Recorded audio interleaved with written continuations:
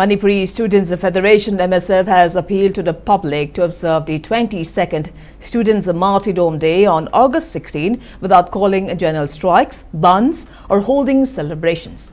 The annual event honors a former student leader, Bebam Chittaranjan, who set himself on fire on August 15, 2004, protesting against the Armed Forces Special Powers Act (AFSPA) and succumbed to his burned injuries the following day.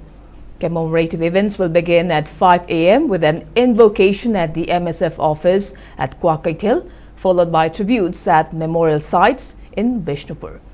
The organization has also asked every household across Manipur to light a candle in the evening to honor the martyrs' sacrifice. A mass silent rally will start at 9:30 a.m. from Imphal College, heading towards Kwakaithil Market under banners demanding complete repeal of AFSPA.